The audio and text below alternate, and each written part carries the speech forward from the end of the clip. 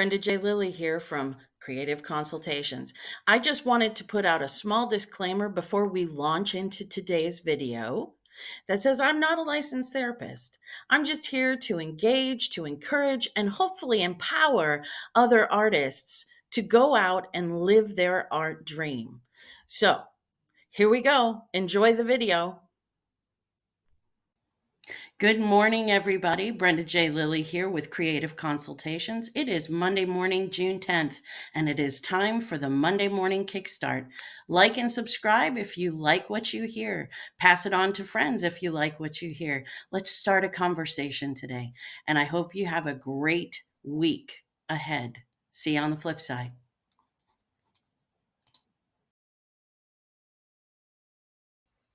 Well, good Monday morning, everybody. It is Monday Morning Kickstart. I've got my big cup of coffee and I am ready to rock and roll. I want to talk about authentic communication. When someone asks you, how are you? Or how are you doing? How do you respond? What is the first thing that pops into your mind when you say this? I can tell you for decades, the thing that I said was, I'm busy. Now, in my 20s and 30s, I was so busy. I was in the entertainment industry. I was working about 100 hours a week. If that's not busy, I don't know what is. But what I know about that phrase is it became a habit. Even when I wasn't busy, I said I was busy, mostly because I was tired.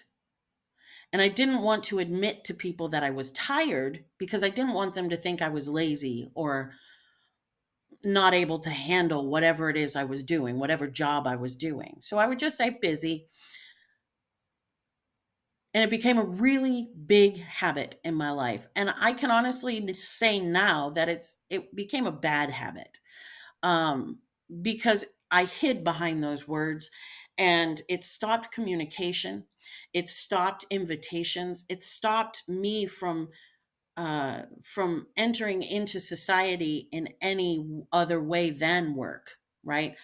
If that person was about to invite me to a party or invite me to an event, oh, you're so busy. Okay, I'm not going to invite you then.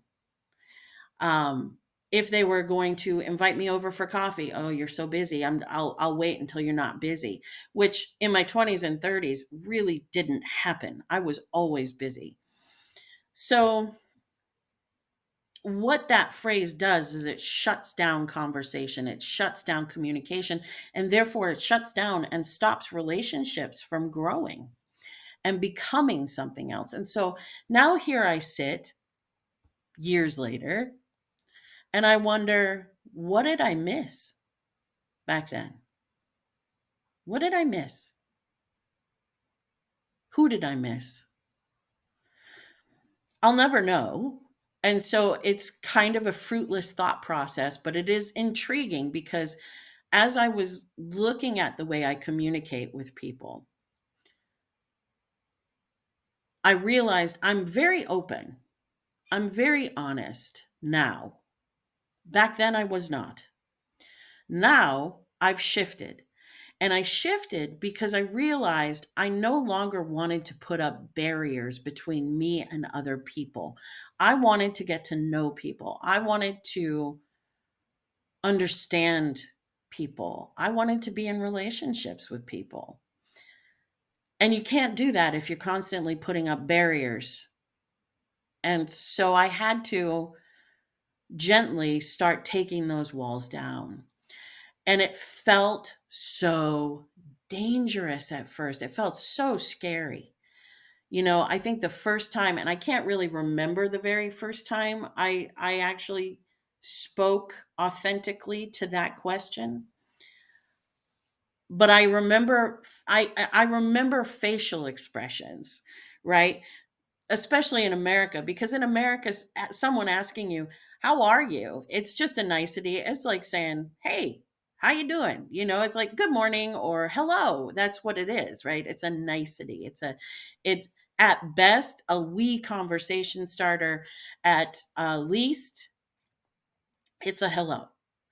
But when I moved to Europe, that changed because when people ask you in the Netherlands, how are you? How are you doing? Hoe gaat het met jou? Um, they really want to know. They want you to stop, get a cup of coffee, and have a chat. And that was really confronting. Uh, you know, 13 years ago when it first started happening. That was really confronting because really I had worked to sort of break down those barriers, stop using the word busy so much, and start using other place card holders that would still open conversations, but not really because I was still in an American context, but not really like go deep diving. I mean, it wasn't a therapy session; it was a how are you doing? So just let's skirt the surface. But here in the Netherlands, we don't skirt the surface as much. We really do want to talk to one another. We want to sit over a cup of coffee and be with each other, right? I'm used to it now. I was not used to it when I first got here, and it felt really scary.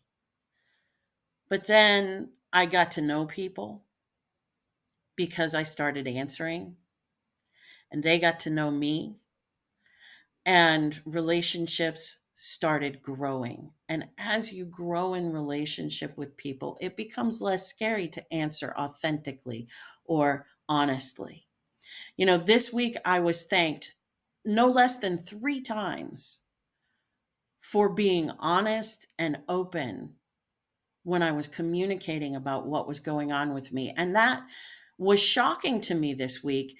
I also had a conversation, I had 2 conversations about the masks we wear in society to hide what's going on with us and hide pieces of ourselves from people. Sometimes it's for our protection and sometimes it's for their protection. Or if I can say it like this, sometimes it's for our good, sometimes it's for their good. Um, but I was shocked by it. I was shocked by these conversations happening so quickly and in succession to one another.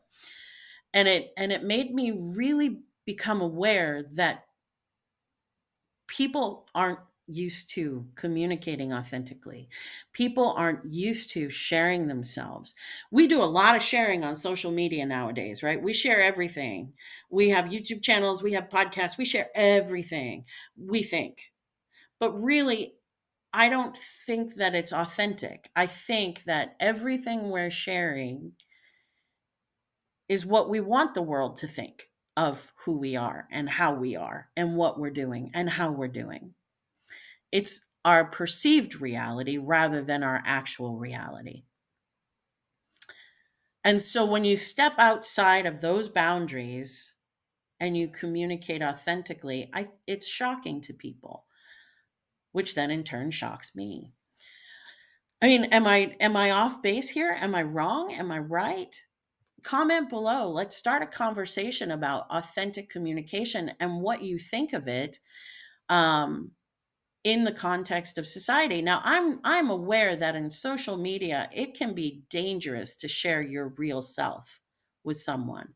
I don't think that you need to go out and just be carte blanche, this is who I am, and let your freak flag fly all the time. I think that it's wisdom to practice it with people you trust and you respect and or love,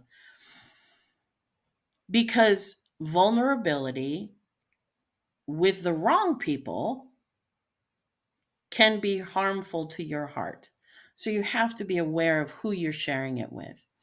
Now, I'm open and honest more than most. And I don't really take into consideration when I'm communicating certain things how deep the level of relationship is between me and thee. Sometimes I just say what I say because it's who I am, it's how I am, it's how I communicate. Sometimes that comes back on me. Sometimes I get injured, emotionally because people throw me under the bus or people use what I say against me. Look, life is life. You have to figure out what works for you. But I think knowing that you should and can authentically communicate with a certain group of people in your life is helpful to all of us as human beings. We need each other. And authentic communication is the building block to a strong, steady, good relationship. And so I challenge you this week to think about how you present yourself to people. When people ask how you are, the people you know, you trust, you respect, you love, ask how you are, how do you respond? Do you put up a barrier, or are you authentically communicating your truth? That's what I've got for today. I challenge you to learning how to share your truth. Be brave, be fearless, and be honest. Have a great week, and I will see you next Monday. Hey, thank you so much for watching our video. I hope you liked it. If you did, give it a thumbs up. And if you haven't subscribed to our channel yet, subscribe. What are you waiting for? All right. I hope you all have a wonderful week. Bye.